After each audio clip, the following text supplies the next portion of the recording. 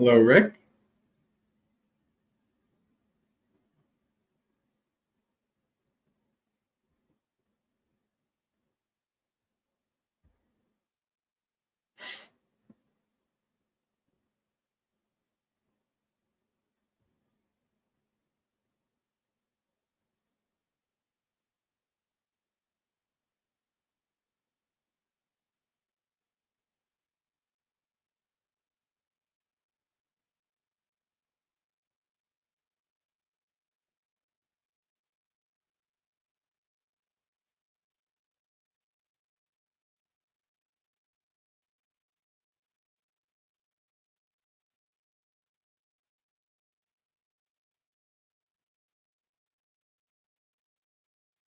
Hello, Yankee. Welcome.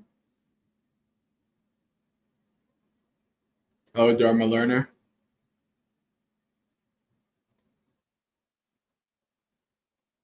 How's audio, video? How's internet connection?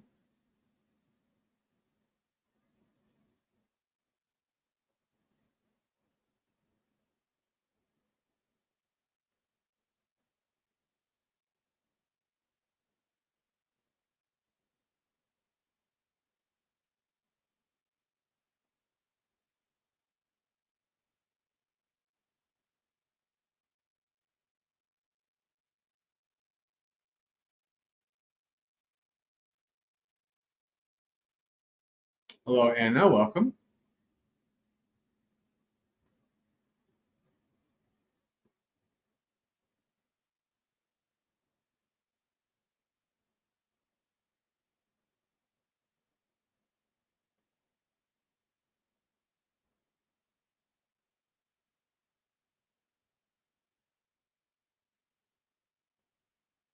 Dharma Learner, I've not heard of a storm.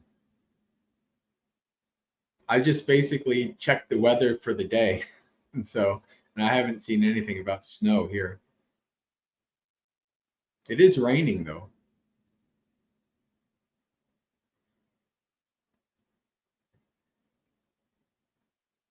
I had to use an umbrella to get to this little area from the main building.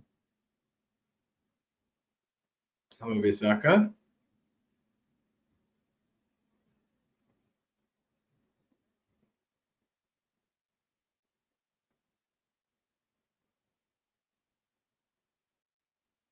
Hello, Abby.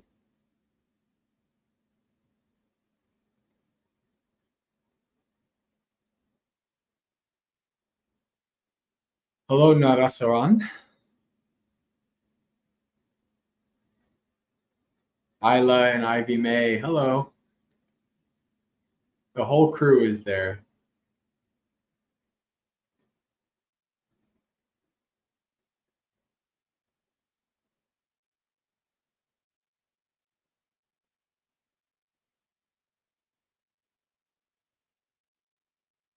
Ah, hello, Karuna.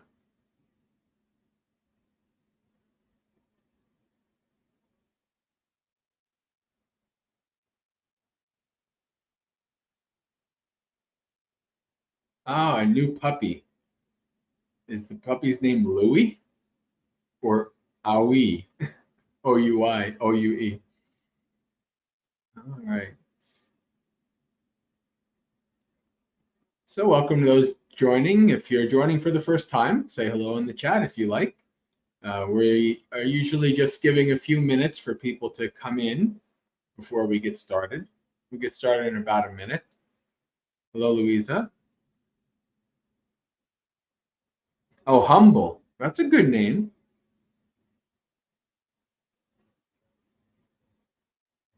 The nickname can be like Hummy or something like that. Hummy.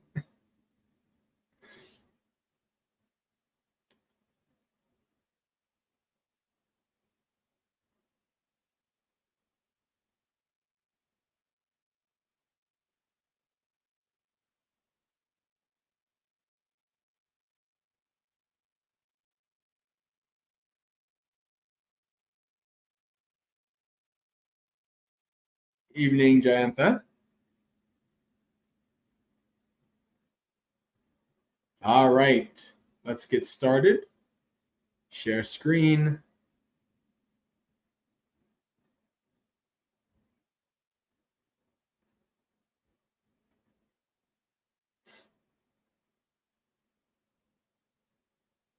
Namo tassa bhagavato arahato samma sambuddhassa. Namo tassa bhagavato arahato samma sambuddhassa. Namo tassa bhagavato arahato samma sambuddhassa.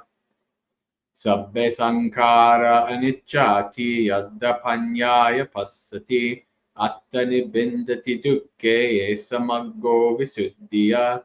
Sabbe sankhara dukkati yaddapanyaya passati attani bindati dukke samaggo visuddhiya.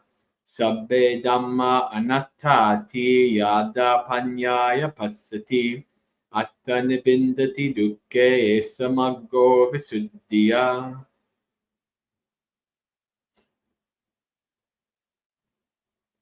Did you notice a difference yet? Maybe you'll notice a difference in the English. Impermanent is all that is conditioned. When one sees this with wisdom, one turns away from suffering.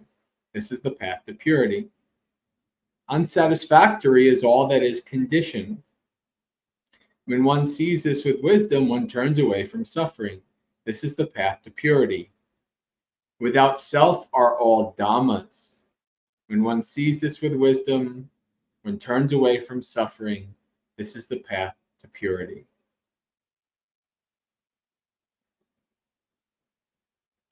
Have you, most of you have probably heard me say this before. You notice this very large difference. Conditioned, right? Sabbe sankhara anicca, sabbe dukkha anicca, or yeah, sabbe dukkha. What am I doing? Sabbe sankhara anicca, sabbe sankhara dukkha, sabbe dhamma anatta. Right? So the Buddha is going the extra mile here. So Nibbana is the unconditioned. So the first is impermanent is all that is conditioned. Unsatisfactory is all that is conditioned. So conditioned is everything other than Nibbana. The Buddha goes one step further in saying that even Nibbana, even the state of Nibbana is not self.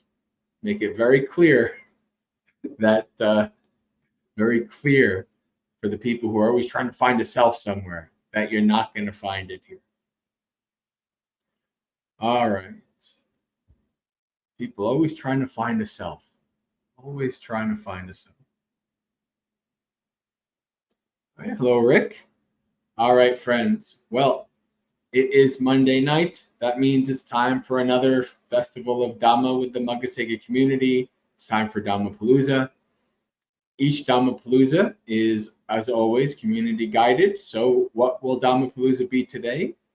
Who knows? Sometimes it's just lots of question and answers. Sometimes there's no questions, so there's sutta reading or sutta roulette. Sometimes people have Dhamma topics they'd like me to give a talk on. There's a wide variety of things that we can do. We did some chanting, later we'll do some meditation, and in between, who knows what we'll do. So in the for the next couple of minutes in the chat, if you have a question you'd like me to answer, you can put that in the chat. If you have a topic you'd like me to give a talk on, you can put that in the chat. Or if you have a topic that you'd like the community to discuss, you can put that in the chat. And as always, if nobody comes up with anything, there's always sutta roulette or reading a sutta.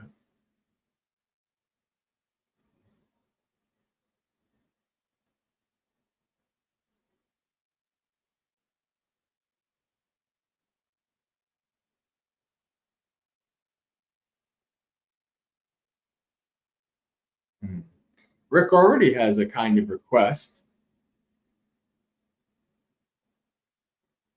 I don't know how much I could say on it though, because it's very sutta specific.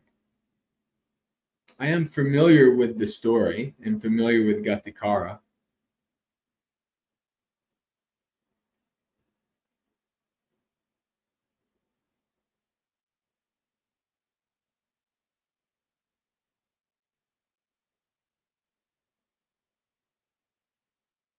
And we could actually maybe not read the whole sutta, but we can go through it because it's a really nice story for people who might not be aware of it.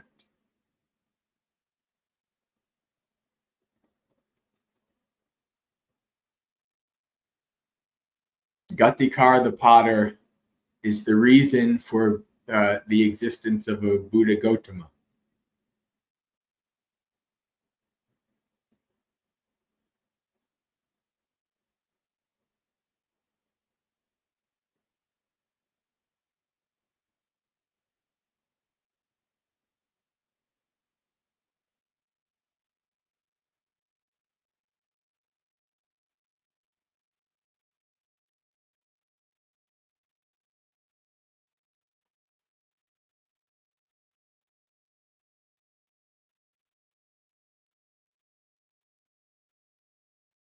Nothing else in the chat, huh? No questions, requests. As always, one thing I did forget to mention, feel free to say hello to each other in the chat, talk to each other, support each other, give each other links if somebody's asking, these kind of things. All very welcome. I am always big on and keen on developing community. So the more you engage with each other and support with each other in a positive way in the chat, very good.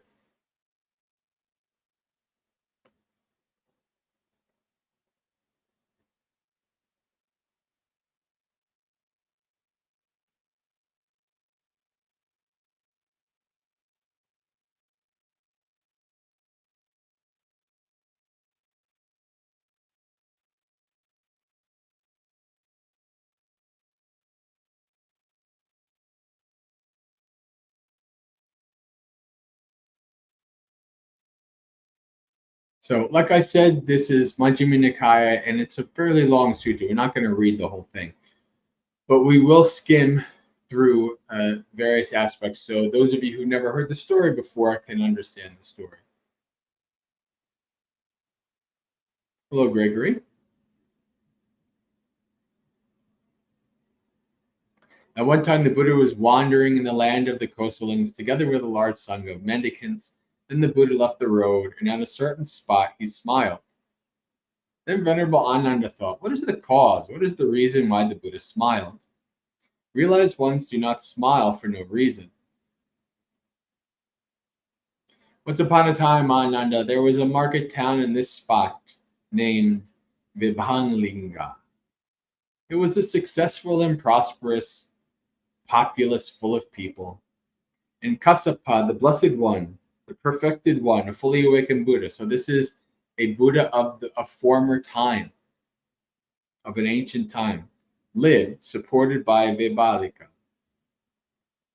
It was here, in fact, that he made his monastery, where he advised the mendicant Sangha while seated. Then Ananda spread out his outer robe, folded in four, and said to the Buddha, well then, sir, may the Blessed One sit here. Then this piece of land will have been occupied by two perfected ones, fully awakened Buddhas. The Buddha sat on a seat spread out. When he was seated, he said to Venerable Ananda, once upon a time, Ananda, there was a market town in this spot called Vibhalinga. It was successful, prosperous, populous, and full of people. And Kassapa, a blessed one, a perfected one, a fully awakened Buddha, lived supported by Vibhalinga. It was here, in fact, that he had his monastery where he advised the mendicant Sangha while seated. The Buddha Kassapa had a chief supporter in Vibhalinga, a potter named Ghatikara. Ghatikara had a dear friend named Jyotipala, a Brahmin student.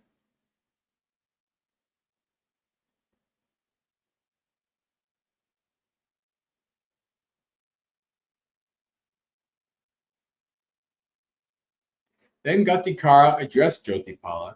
Come, dear Jyotipala, let's go to see the Blessed One Kassapa, the Perfected One, the fully awakened Buddha. For I deem it holy to see that Blessed One. When he said this, Jyotipala said to him, enough, dear Ghatikara. What's the use of seeing that shaveling, that fake ascetic?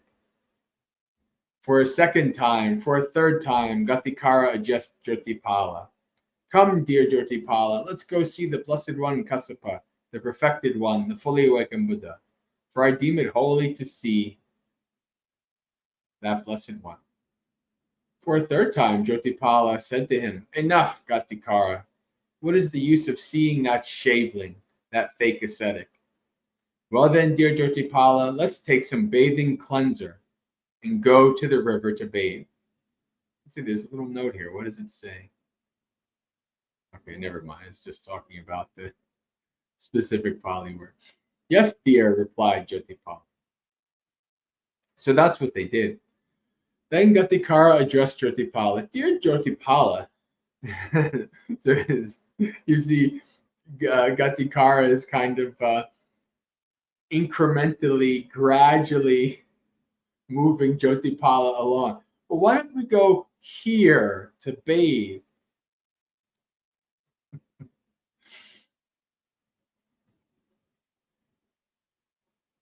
Then Ghatikara addressed Jyotipala. Dear Jyotipala, the Buddha Kassapa's monastery is not far away. Let's go see the Blessed One Kassapa, the perfected one, the fully awakened Buddha. For I deem it holy to see that Blessed One. When he said this, Jyotipala said to him, Enough, dear Ghatikara. What's the use of seeing that shaveling, that fake ascetic? For a second time, for a third time, Ghatikara addressed Jyotipala. Dear Jyotipala, the Buddha's Kassapa's monastery is not far away. Let's go see the Blessed One Kassapa, the perfected one, the fully awakened Buddha, for I deem it holy to see the Blessed One. For a third time, Jyotipala said to him, Enough, dear Ghatikara. What is the use of seeing that shaveling, that fake ascetic? Then Ghatikara grabbed Jyotipala by the skirt hem and said, Dear Jyotipala, the Buddha's Kassapa's monastery is not far away. Let's go see the Buddha, Blessed One Kassapa, the perfected one, the fully awakened Buddha, for I deem it holy to see the Blessed One. So Jyotipala undid his skirt hem and said to Ghatikara, Enough, dear Ghatikara. What is the use of seeing that shaveling, that fake ascetic? So Ghatikara is like grabbing onto something. It's like, oh, I don't know what is undo the skirt hem, but it's like he got out of it so that Ghatikara wasn't grabbing him. That's kind of funny. Then Ghatikara grabbed Jyotipala by the hair of his freshly washed head and said, he can't take away his hair, not that easily anyway. Dear Jyotipala, the Buddha Kassapa's monastery is not far away. Let's go to see the Blessed One Kassapa, the perfected one, the fully awakened Buddha, for I deem it holy to see that Blessed One. Then Jyotipala thought, oh, how invincible, how incredible, how amazing, how this potter Ghatikara, though of low birth, should presume to grab me by the hair of my freshly washed head. Remember, this is a Brahmin. Right? This must be no ordinary matter.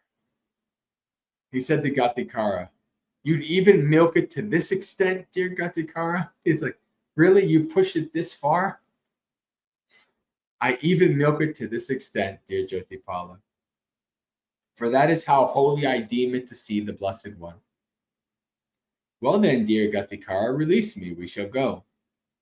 Then Ghatikara the potter and Jyotipala, the Brahmin student, went to the Buddha Kassapa. Ghatikara bowed and sat down to one side, but Jyotipala exchanged greetings with the Buddha and sat down to one side. Ghatikara said to Buddha Kassapa, Sir, this is my dear friend Jyotipala, a Brahmin student. Please teach him the Dhamma. Then the Buddha Kassapa educated, encouraged, fired up, and inspired Ghatikara and Jyotipala with the Dhamma talk. Then they got up from their seat, bowed, and respectfully circled the Buddha Kassapa, keeping him on their right before leaving. Then Jyotipala said to Ghatikara, Dear Ghatikara, you have heard this teaching, so why don't you go forth from the lay life to homelessness? Don't you know, dear Jyotipala, that I look after my blind old parents? So this is somebody who is very dedicated practitioner, but because of duties to his parents, he can't ordain. So he's still practicing and making the best of lay life.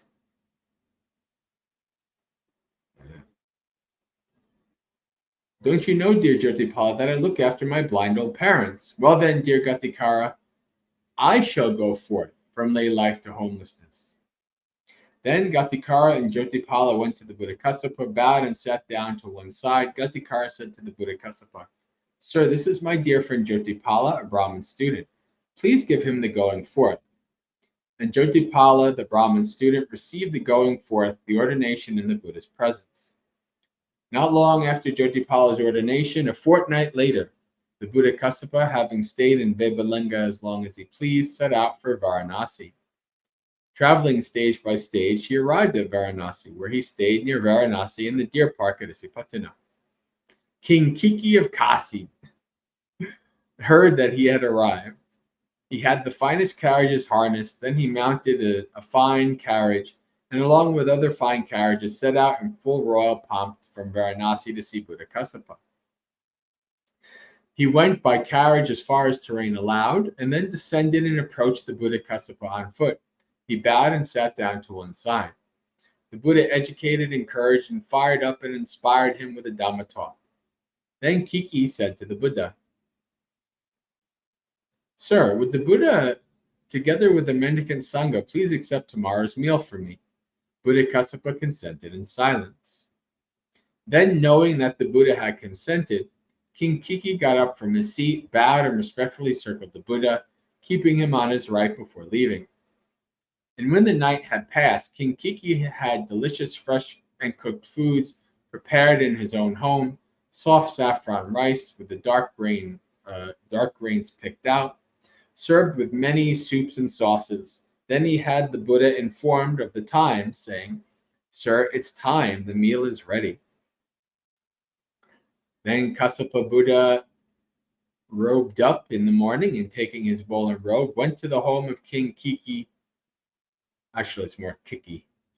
King Kiki, where he sat on the seat spread out together with the Sangha of mendicants. Then King Kiki served and satisfied the mendicant Sangha, headed by the Buddha with his own hands with delicious, fresh, and cooked foods.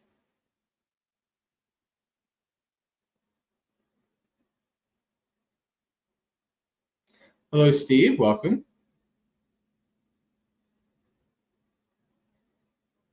I see some good questions from Karuna. We'll address that. Since we've moved through the sutta fairly well, I think we'll just finish it out.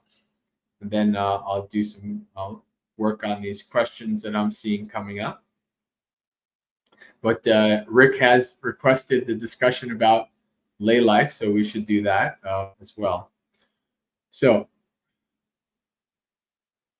and the Buddhakasapa had eaten and washed his hand and bowl. King Kiki took a low seat, sat to one side, and then said to the Buddhakasapa, Sir, may the Buddha please accept my invitation to reside at Varanasi for the rainy season. The Sangha will be looked after in the same style. Enough, great king, I have already accepted an invitation for rain's residence. For a second time, for a third time, King Kiki said to the Buddhakasapa, Sir, may the Buddha please accept my invitation to reside at Varanasi for the rainy season. The Sangha will be looked after in the same style.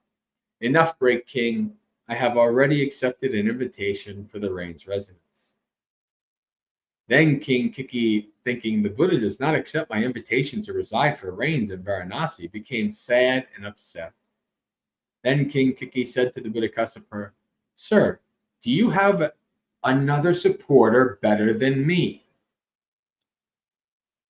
Great king, this is something for the king to ask, right? I don't think the king was expecting this answer. The king was like, isn't there a better supporter than me? Why wouldn't you want to stay with me for Vasa? Okay. Great king, there is a market town named Vebalinga, where there is a potter named Ghatikara. He is my chief supporter. Now, great king, when you thought the Buddha does not accept my invitation to reside for the rains in Varanasi, you became sad and upset. But Ghatikara doesn't get upset, nor will he. Ghatikara has gone for refuge to the Buddha, the teaching, and the Sangha. He doesn't kill living creatures, steal, commit sexual misconduct, lie, or take alcoholic drinks that cause negligence. So he follows the 5 precepts. He has experiential confidence in the Buddha. Oh, we're going somewhere deeper here. The teaching in the Sangha, and has ethics loved by the noble ones. He's free of doubt regarding suffering, its origin, its cessation, and the practice that leads to the cessation. So he's at least a stream enter up to this point. He eats at one part of the day. He's celibate, ethical, and of good character. So basically, he's living a monastic lifestyle. He has set aside gems and gold, rejecting gold and money. This is a layperson who doesn't use money.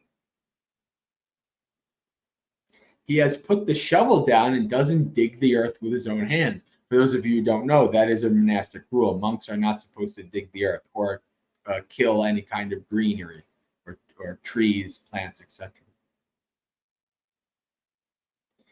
He takes what has crumbled off by a riverbank or been dug up by mice and brings it back in a carrier. When he has made a pot, he says, anyone may leave bagged sesame, mung beans, or chickpeas here and take what they wish. So he's making pottery and he's leaving it out by the honor system.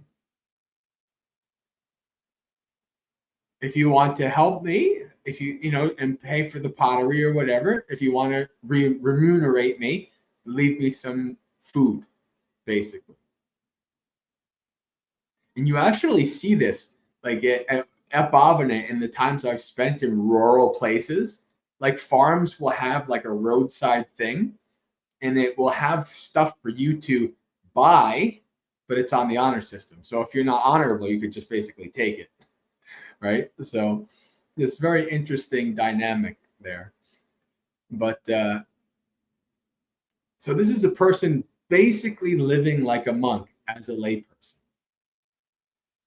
Anyone may leave bags. Okay, he looks after his blind old parents, and since he has ended the 5 lower fetters, so now we get the hint that actually he's more than a Sotapanna. He's a non-returner. Right? He's pretty close to awakening. Since he has ended the 5 lower fetters, Ghatikara will be reborn spontaneously and will become extinguished there, not liable to return from that world. This one time, great king, I was staying near the market town at Vaibhalinga.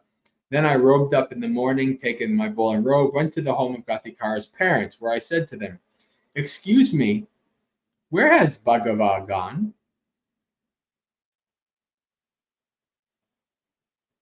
This is the Buddha saying somebody is Bhagava.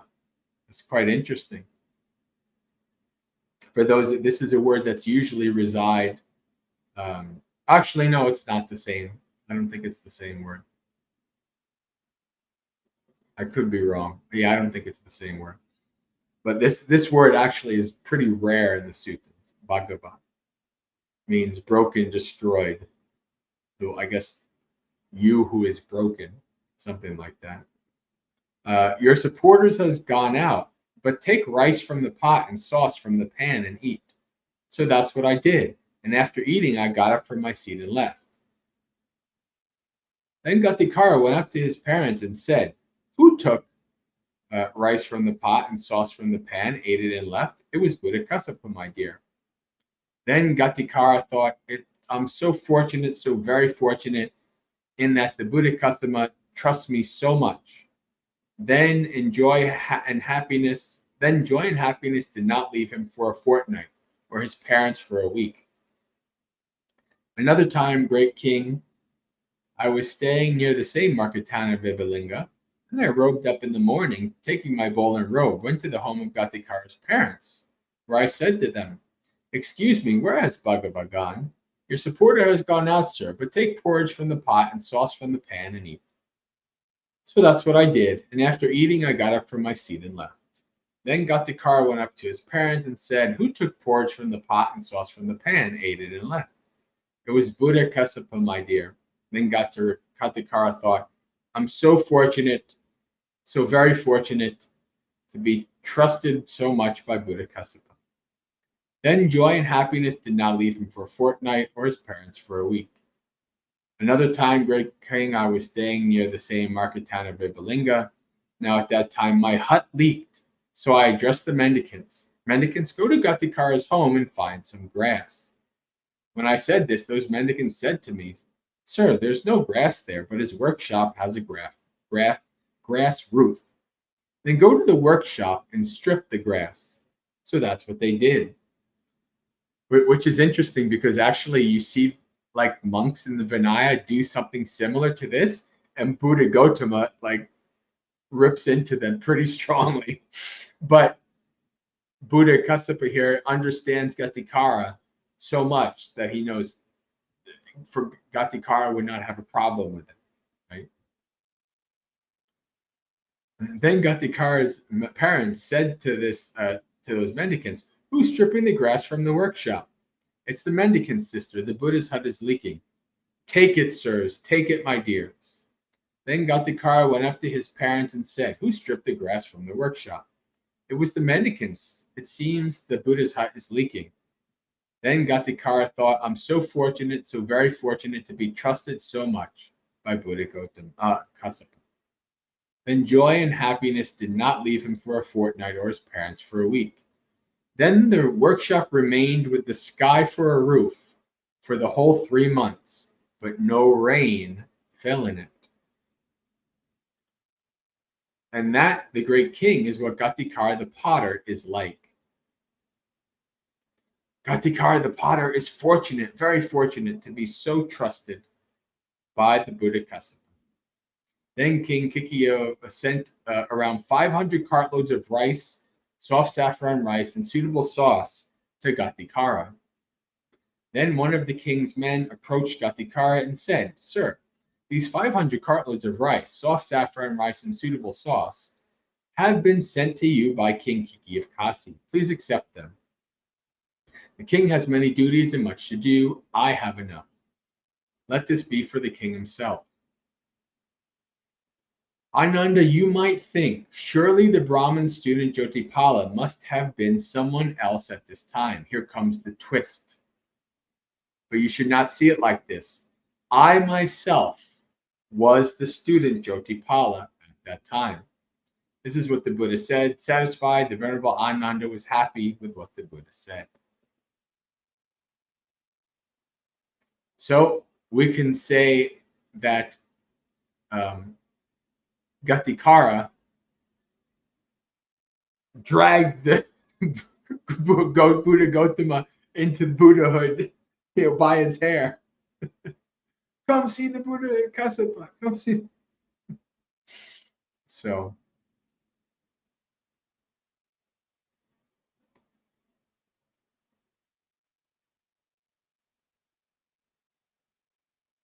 Yeah, that's a great sutta. It's a wonderful, and Ghatikara is such a wonderful example. Now, of course, he's not exactly the best example of like the average layperson. I would say probably Visakha and Anathapindika are probably the better examples for that. But he is an example of what can be done as a layperson. Anna, yes, Jyotipala was Buddha Gautama in a past life. Yes. This is essentially a Jataka tale. There's 4 or 5 Jataka tales in the suttas. The other hundreds of them are basically all later things that came to be. But yeah, this is the Buddha basically telling a story about his past life. And this person. And in another sutta, Ghatikara actually comes to the Buddha from the pure abodes. So they meet together again in another sutta. Yeah.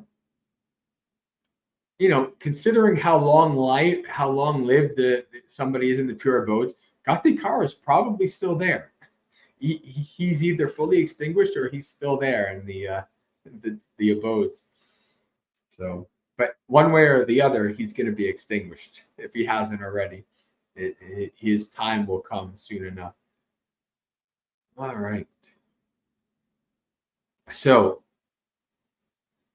live an inspired life while honoring our lay responsibilities. So, Ghatikara, like I said, is for those people who want to go further but either don't want to or can't become a monastic. There are ways that you can live as a monastic in lay life. Now, the celibacy, the precepts, and all these things. That's probably easier. Living without money, that's going to be tougher.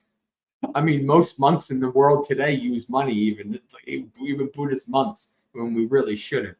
But this is so common in Buddhist countries, and so but the Buddha is so clear. He says, if gold and silver is available to a monk, then he does not have the sign of a monk, right? So, but for lay people, that's normal. So, I think what Ghatikara shows is that as a lay person, you can take it pretty far. You can take it as far as you're willing and ready and able to go. Right? If you want to just live, following the 5 precepts and refuge and doing the basic practice, you can do that. If you want to go like a monk, you can pretty much do that as well. Right? So, yeah, and his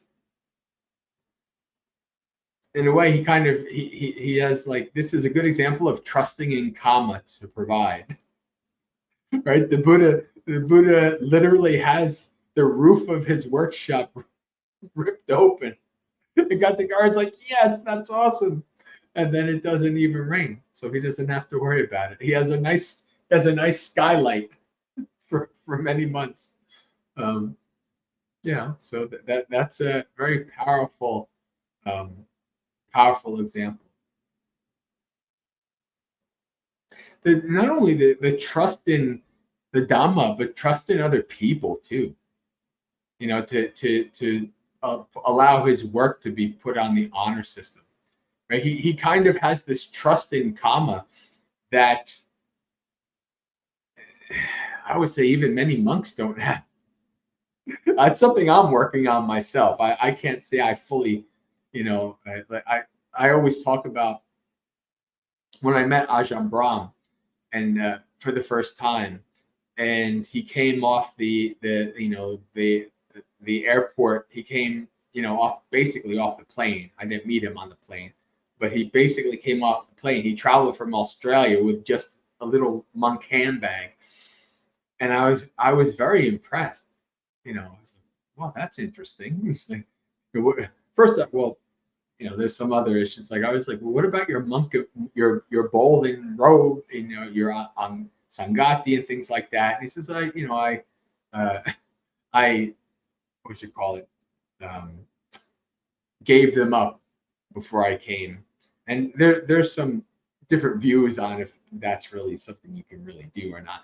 But other than that, um, the fact that he traveled across the world with so little was really inspiring to me. And I asked him about this, and he looked at me and he said, trusting karma to provide. And that's something I think about, probably not daily, even though, I mean, this is like 7 years ago now, probably about 7 years ago. Um, it's something I contemplate a lot. And I do have my moments of being able to trust in calm. I do have my Ghatikara moments. but then I also have my kind of rational mind being like, I don't know about this. So I go back and forth. It's just how it goes. But yeah, Ghatikara is very inspiring practitioner. So Rick, I think that's about all that is in my mind. If you have any specifics now that we've read it, feel free to ask another question or make another comment, and I'll comment on any more specific aspects of that.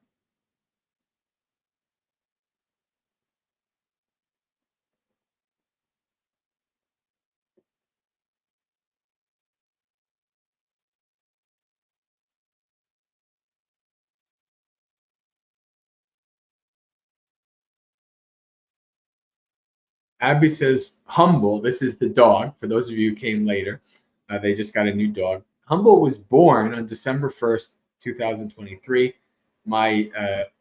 Your father's birthday. Pop, would that be father or grandfather? I don't know. Do you think he had any influence in this connection? Of all days, his birthday. I mean, it's possible. There's really no way to tell. There's no way you can know for certain. Well, I guess the possibility is there.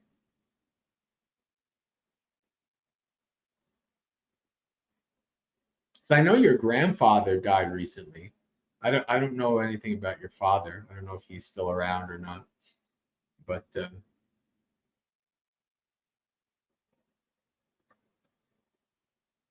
we'll move on, and then I'll see if you make another comment. The dispensation of past Buddhas like Kassapa don't take place on this earth, right? Like it's a whole other world cycle that was destroyed before this one's created. This is such a fascinating topic. It's an absolutely fascinating topic. I view it, I lean towards two possibilities. First of all, if you understand the possibilities of string theory, M theory, then there are innumerable Earths, right? There's just innumerable Earths. There's innumerable U's and different things. Like all these like horrible movies that come out today use it like stupidity, like this Marvels and all these things. But like this is a possible. It's not proven. I don't think it can ever actually be proven. String theory is very hard to prove. But if this is possible, then yeah, well, maybe the Buddha kind of knows another, is thinking of another Buddha in another dimension, another world system. Who knows? That's one aspect of it that's really fascinating. The other thing I would say is this. If the Buddha could see past lives, would he waste his time trying to explain other names, other maybe even if they're actually human or not? Would he do that, or would he say, well, this was the same? Would he kind of use the same framework that the people he's talking to would understand?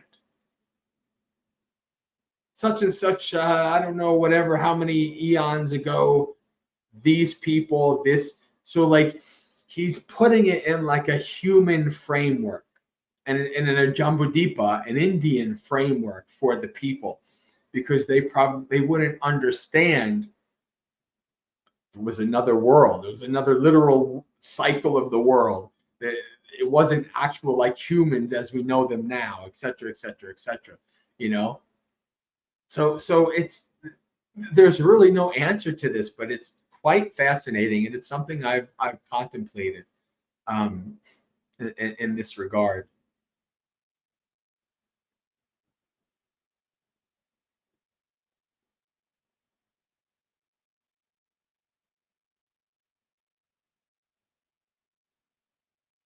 I would say it's probably a whole other world cycle. One of the things that I think people get wrong is they're thinking way too small in terms of years between Buddhas. They're thinking way too small. Like people who think like Buddha Maitri is going to be 5,000 years after Buddha Gautama. That's a blink of an eye in terms of Dhamma scales. Like you look at the scales in the suttas and you think like another Buddha is going to come in only 5,000 years. No, I don't think so. That's way too small. Um, yeah, so who knows? It's interesting to think about, but there's just really no answer. In a way, it's kind of like this is like when the Buddha said, like, there's four things that if you ponder upon, your head would explode. One is like, is the universe finite or infinite? Like these kind of things are like imponderables. We don't know.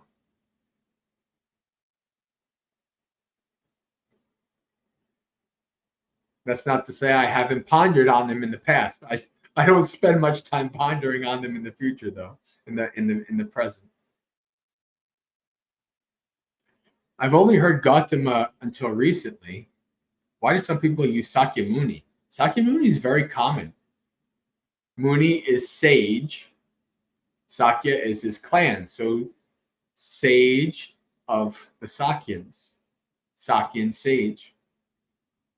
There's also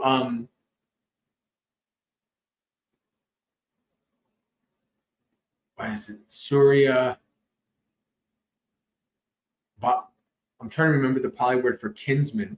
But there's a Pali word that they use for the Buddha. They call him the kinsman of the sun, right? So again, these are all like various different nicknames and surnames and things like that for the Buddha. Epithets. Even Gautama is a family name or a clan name. That's not his actual name. And Siddhartha does not exist in the suttas. So Siddhartha as being a Buddha's name is something that comes later. So we technically don't really know the Buddha's actual name. Or Sariputta's. I think maybe Sariputta and Moggallana, their names are revealed in the suttas once. But yeah.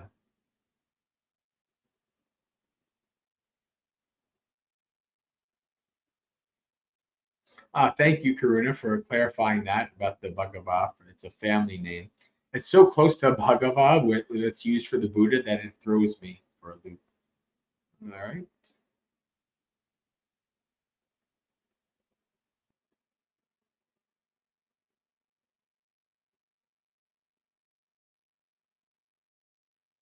I've never heard of that Bhikkhuni, Gregory. Interesting.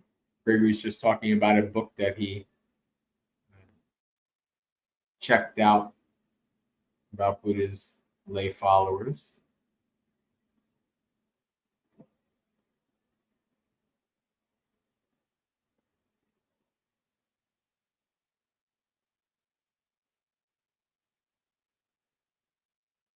Very good, Rick. I'm glad that this has been beneficial to you.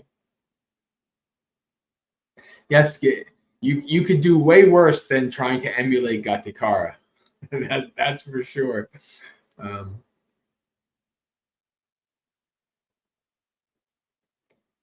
Buddhakassapa would have come after the dinosaurs. You never know. At one point, there might have been even a dinosaur Buddha. Maybe not in this cycle of the universe. I always joke about somewhere on the other side of the universe, there's probably some female spider Buddha preaching the Dhamma to the spider, the people, the spider people of whatever Omicron Persei 8, some planet out there.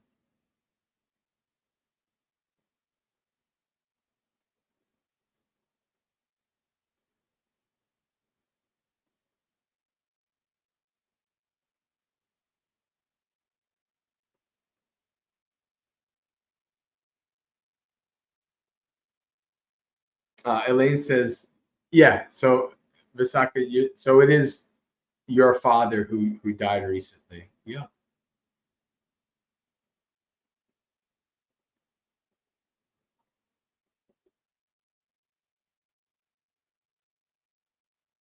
Yeah, it's possible, Abby. I mean, it also could be possible that the dog is your grandfather. It's possible. Is it actual? Who knows? But I remember my father. This is when I was growing up. This is when I was young. He would look at the family dog and he would say, "Man, if I'm born again, I want to come back as a dog." And now as a Buddhist, I'm like, oh boy, I'm like, I hopefully I haven't heard him say this in like 15 years, but if he said it again, I'd be like, no, you don't want to come back as a dog. But a non-Buddhist person looking at the life of a dog, it looks like a pretty good life to have, especially if you have good owners and live lazy. Yeah.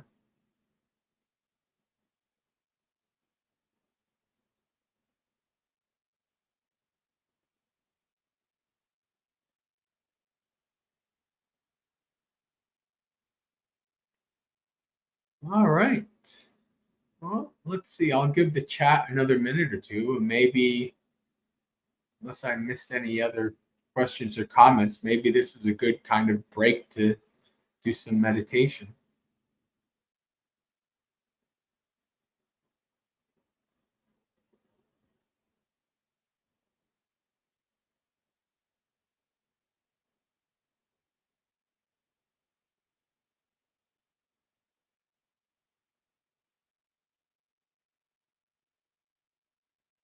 Hello, Perennial Daydreams. Welcome.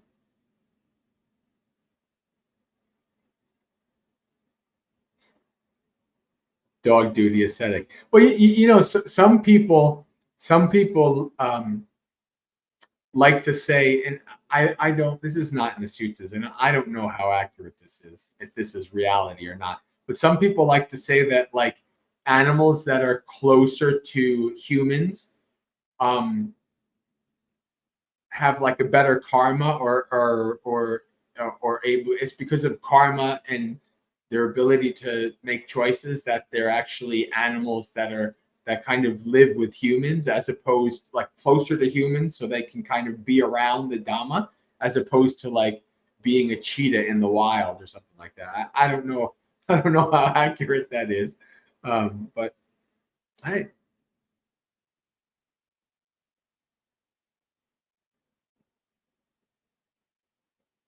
if that's the case, then it's probably best to be a dog or a cat in a monastery.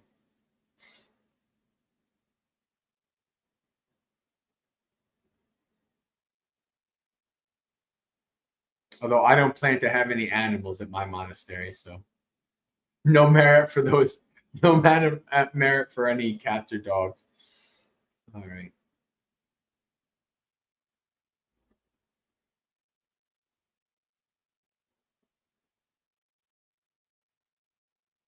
I wish I knew what the equivalent is right now of honor system pottery making. Hmm. It's a good question. I don't know. Being a starving artist and giving your paintings away on the honor system. You know, doing some, obviously it's probably something related, some kind of craft, right, that you can make and give away like the farmers, right, the farmers do. But yeah, I'm going to suspect that that was probably even a rare thing in the Buddhist day, let alone today. Back then at least you can barter things. These days you can't really do much bartering.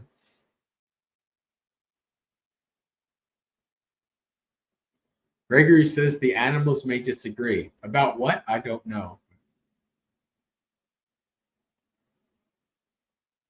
Karina says, I severely undercharged for website design. Yeah.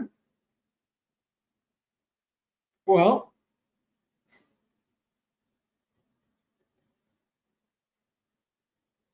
do you want to update my website? But yeah, I don't know. Like, I actually don't like, I'm not some like young Western half a communist person who hates capitalism. Like, and the Buddha is not like this either. So it's like, if this is how you make your living, then it's okay. Charge what's due. You know, that's so even the Buddha says it's like, you make a living if it's skillful, it's not harmful, that's fine, no problem. You should charge what's due. I had my photography business, and especially in the early time in my photography business, because I wasn't confident in my own skills, I did undercharge quite a lot. I was like, I don't know. It's like I don't want to, in case it comes out bad, I don't want to overcharge, so I would probably be much cheaper than the photographers around me, that's for sure. Um, but as I got more confident, I was feeling okay with charging certain things. So yeah, I wouldn't be too worried about that. Especially if it's harming your ability to live. If it's like I have enough, I don't need more, I'm okay living like that, then hey, that's Ghatikara, no problem. Oh, being excluded from my future monastery. Yeah, I don't want no. I'm not a pet person. I've never been a pet person. I've never wanted a pet person in my. I've never had pets. My family had a pet growing up because my grandfather, who died when I was 9, who I'm named after, refused to have pets in his house, and my dad always wanted a pet. So when he had a family, me and my two sisters, he wanted a pet. My at least my younger sister loved the dog. My dad and my younger sister really were the ones who liked the dog, but it's like I'm not a pet person, just never have been. So I have no. Now what happens is, like what happened to Bobbin is, people would be like, oh, Buddhists take care of animals, we're just going to start dumping pets at you. So like people would literally leave animals like in the driveway at Bhavana.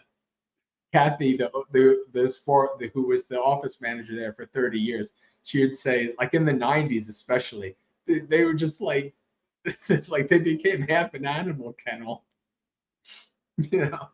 And so like I'd be like, if I have my monastery in Colorado, people start dumping animals on me. I'm like, man, this is, I gotta find a home for these animals.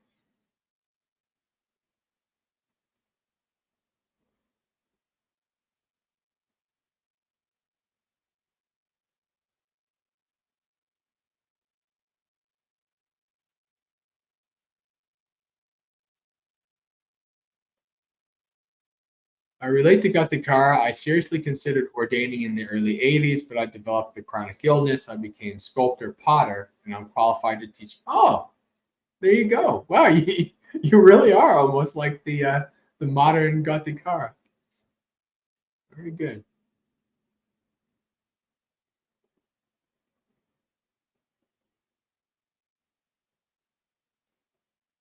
Visaka is saying the new puppy is listening to the Dhamma right now. It's good.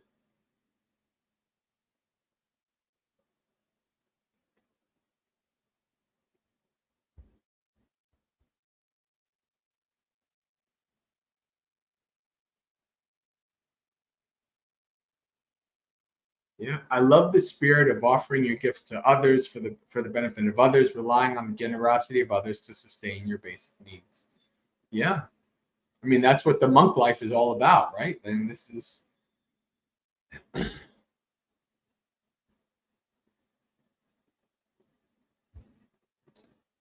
patrons for podcasts and YouTube channels. Oh, are a good example of Dhammic exchange. Yeah, yeah. Teddy loves you. Yeah, I mean, even pet people are pretty sure that cats don't really have. I mean, they might say dogs have love, which is stretching it, I think. but but I don't know. The second you're dead, the cat's eating your head off. So it's like I don't know that the cat loves you. That might be a bit of a stretch. All right.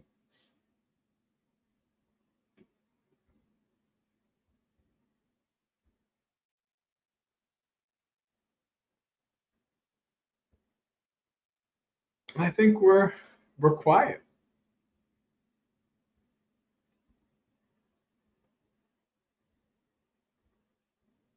I'll give it another minute, see if anything pops up in the chat. Then we'll do some meditation. And then we'll do some Dhammapada reading and call it a night.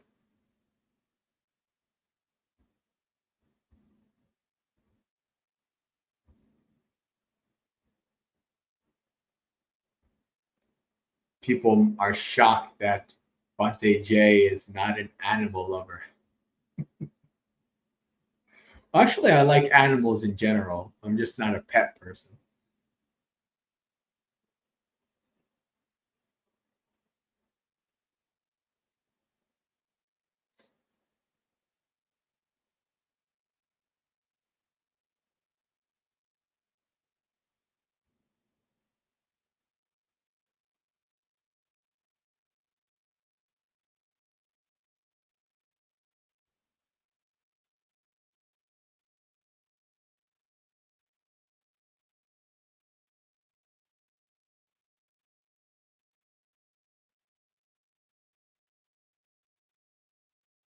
All right, it's time for meditation.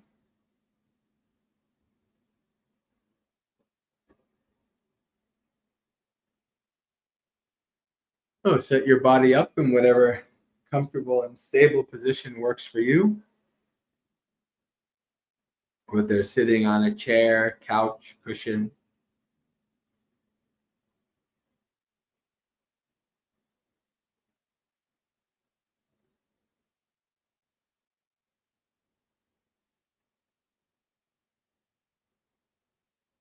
Do a scan of the body from the feet up to the head, observing the sensations arising in each part of the body and how our posture impacts our meditation.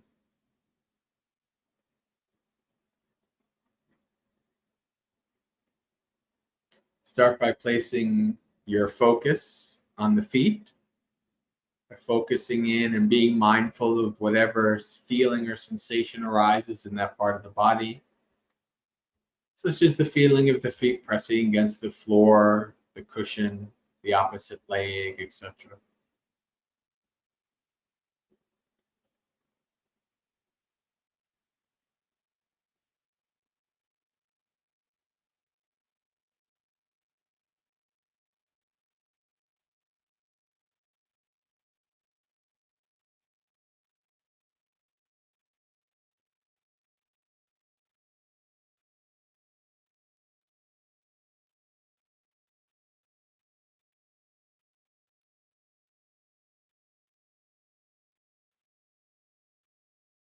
Move up through the ankles into the calves.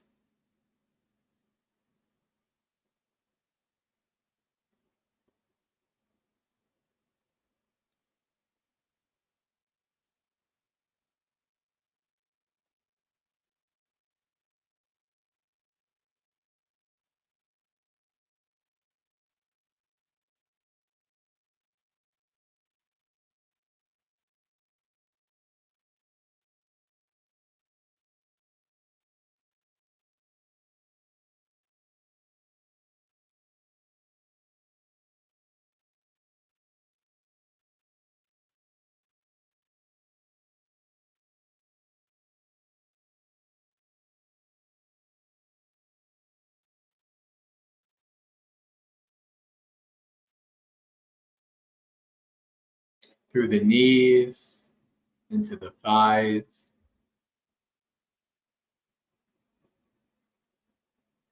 What's the feeling of the thighs pressing against the chair, the cushion?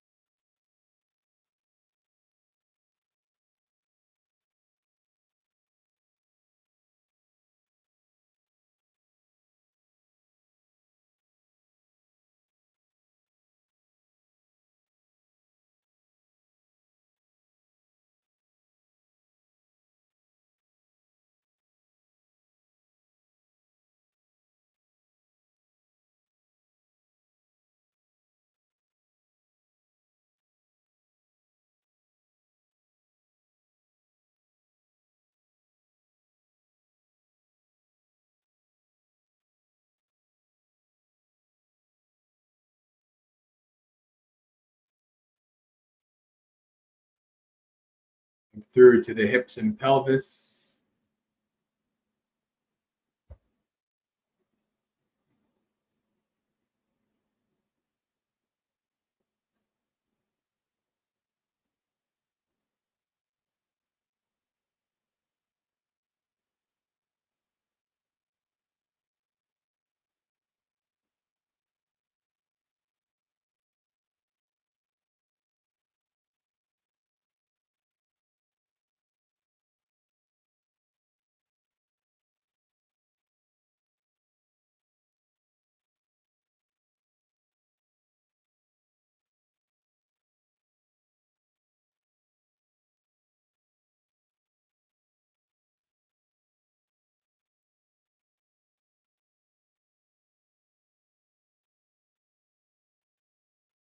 up the spine, through the abdomen and the chest.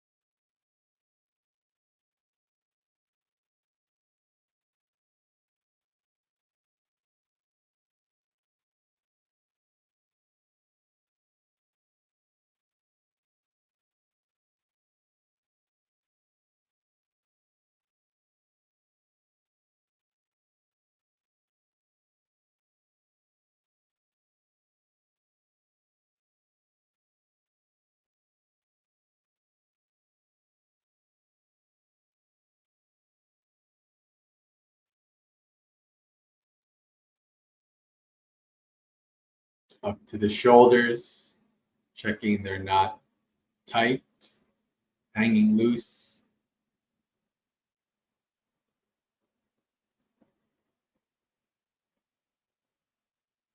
Down through to the elbows and hands, observing how their position impacts your posture.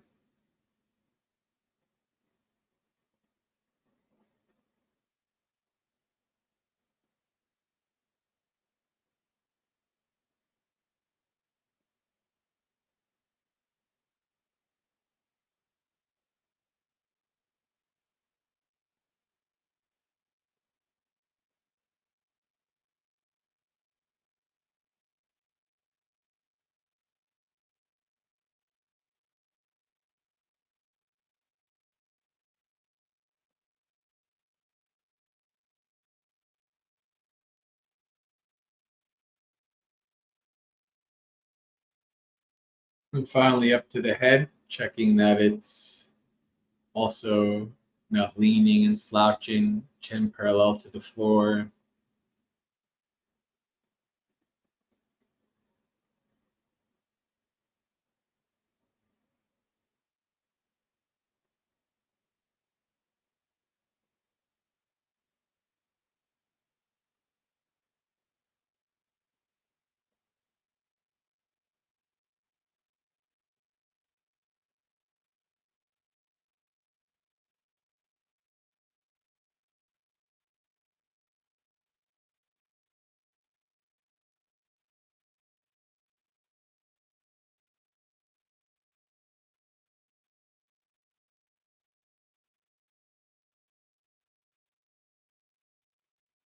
When you're done setting up your body in a comfortable and stable position, let the body go. Take 3 deep breaths.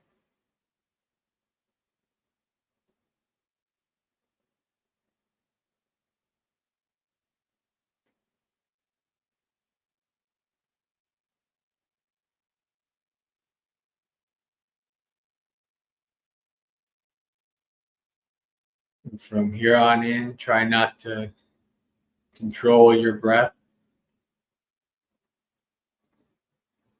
Try to let it go, do its job, and just abide with it. Follow it as the body is breathing in and out.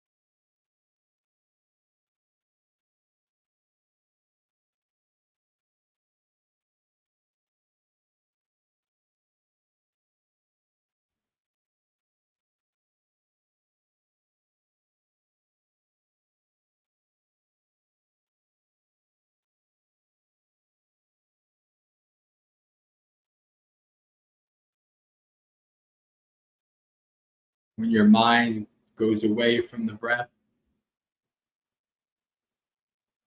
after you've been lost in thought worlds, you start to slowly recognize this. Remember to acknowledge and to let go, and then return to the breath.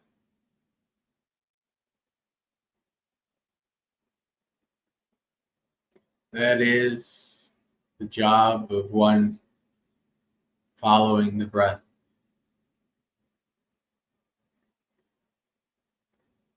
No matter how many times you get distracted away for whatever reason, acknowledge, let go, and return. Keep coming back. Like a child who's learning to ride a bike, gets up after they fall, gets back on, and continues to ride again.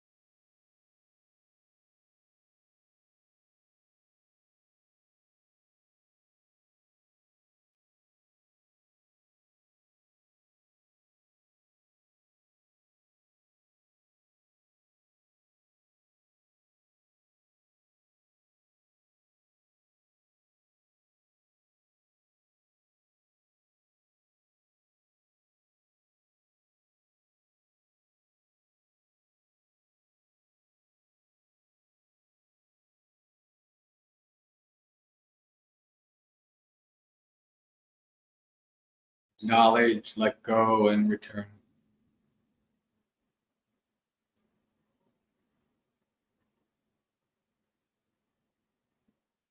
Come back to the breath.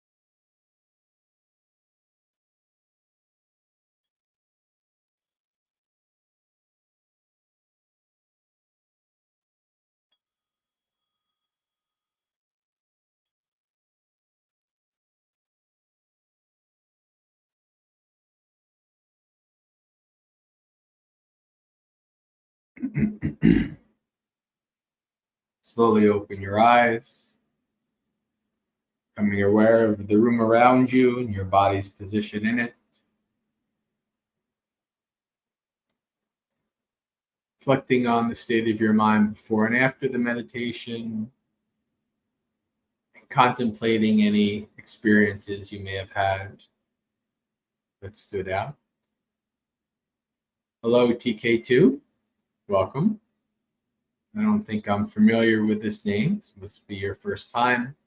All of these are on the website, so if you do want to catch the beginning, the first hour or so, you can check it out.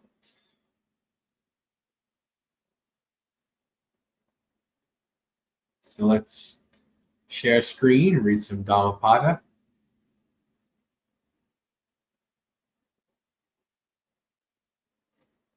The just. We are coming close to the end, if this is not the end of the Dhammapada. Once more, cycling through. Not by passing arbitrary judgments does a man become just. A wise man is he who investigates both right and wrong. He who does not judge others arbitrarily, but passes judgment impartially according to the truth. That sagacious man is a guardian of the law and is called just. One is not wise because one speaks much. He who is peaceable, friendly, and fearless is called wise. A man is not versed in Dhamma because he speaks much. He who, after hearing a little Dhamma, realizes its truth directly and is not heedless of it, is truly versed in the Dhamma. A monk is not an elder because his head is gray. He is but ripe in age, and he is called one grown old in vain. One in whom there is truthfulness, virtue, inoffensiveness, restraint, and self-mastery, who is free from defilements and is wise. He is truly called an elder. Not by mere eloquence, nor by beauty of form does a man become accomplished, if he is jealous, selfish, and deceitful. But he in whom these are wholly destroyed, uprooted, and extinct, who has cast out hatred, that wise man is truly accomplished. Not by shaven head does a man who is indisciplined and untruthful become a monk.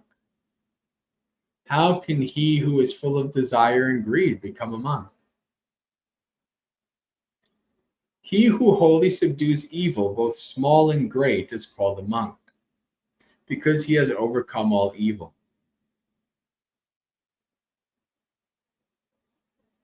He is not a monk who, just because he lives on others' alms, is not a monk just because he lives on others' alms. Not by adapting outward form does one become a true monk.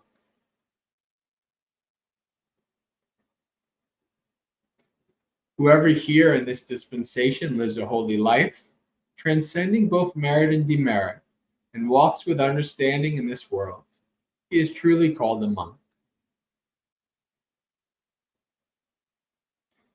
Not by observing silence does one become a sage. If he be foolish and ignorant, but that man is wise who, as if holding a balanced scale, accepts only the good. The sage, thus rejecting evil, is truly a sage, since he comprehends both present and future worlds. He is called a sage. He is not noble who injures living beings. He is called noble because he is harmless towards all living beings. Not by rules and observances, not even by much learning, nor by gain of jhana, nor by a life of seclusion, nor by thinking, I enjoy the bliss of renunciation, which is not experienced by the worldling, should you, O monks, rest content, until the utter destruction of the cankers is reached.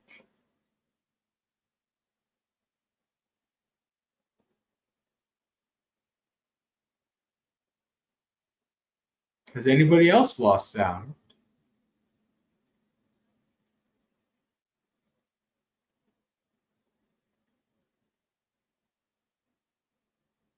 I don't think anything changed, at least settings wise on my end. No? All right.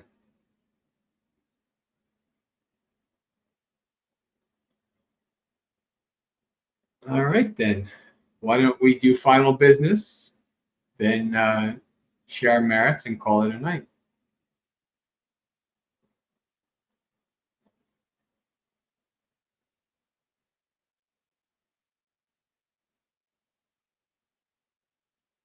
So, if you're joining us for the first time and you'd like to find out more information about myself and my organization, Maggasekha, you can go to the website listed on the screen, maggasekha.org, MAGGASEKHA.org. There, this is my headquarters. Everything I do, from videos, articles, retreats. We have a retreat next weekend on laying down the burden, Zoom retreat.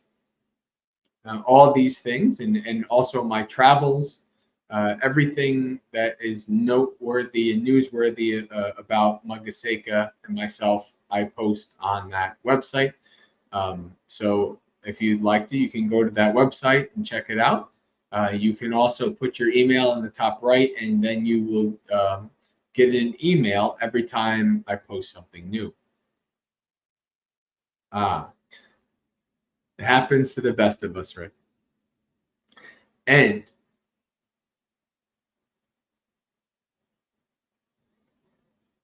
we also have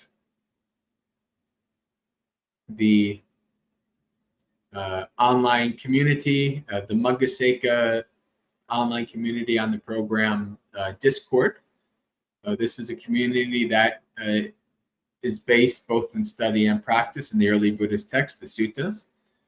We meditate together, read suttas together, support each other, share in the Dhamma, with each other. And if this community sounds like something you'd be interested in, you can send an email to the email on the screen and request an invite, and we can send you one, maggasekha@gmail.com.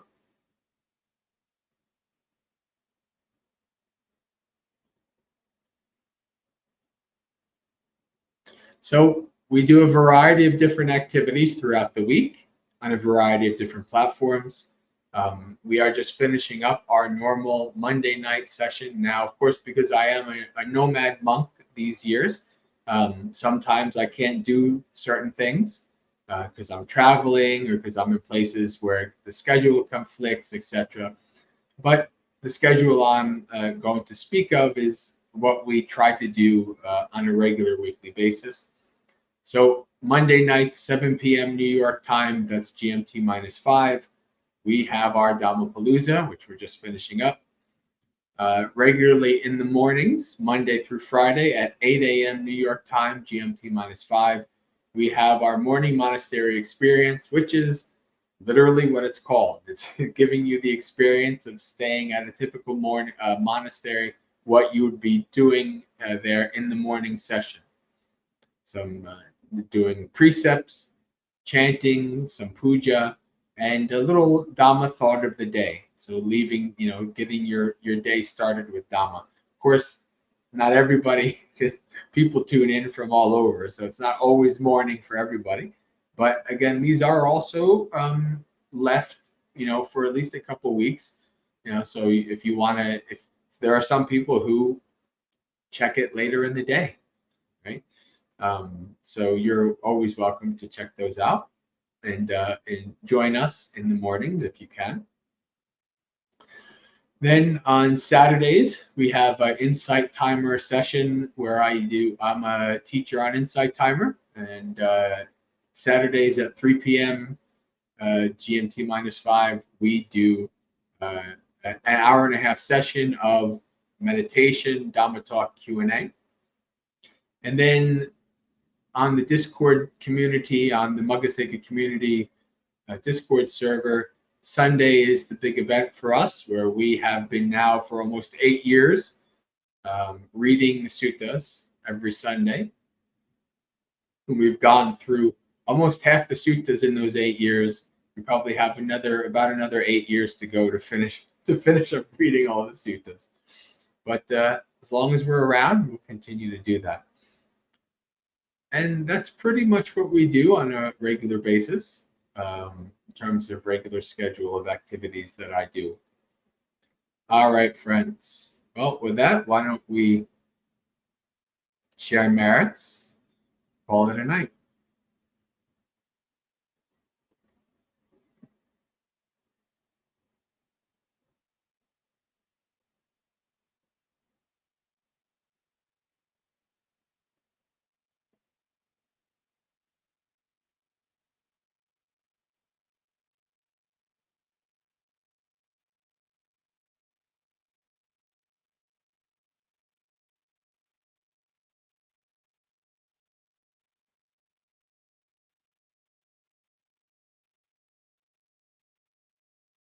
Dukkha patta chane dukkha, bhaya patta chane bhaya, sukha patta chane sukha, hantu sabbe pipaniyo, etavata cha mehi sampatam punya sampatam, sabbe deva anumodantu sabba sampatti siddhya, akasatta chabumata deva naga mahiddhika, punyang tang anumoditva chirang rakantu sasanang. May the suffering ones be suffering free, and the fear struck fearless be. May the grieving shed all grief, and may all beings find relief.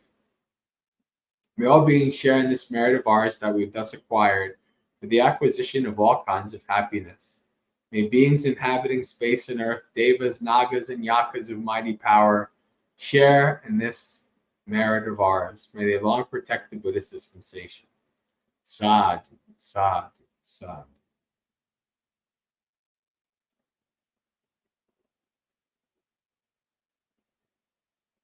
Mithras Matt, yes, unfortunately, we are about to close down. So this is not really the best time for questions.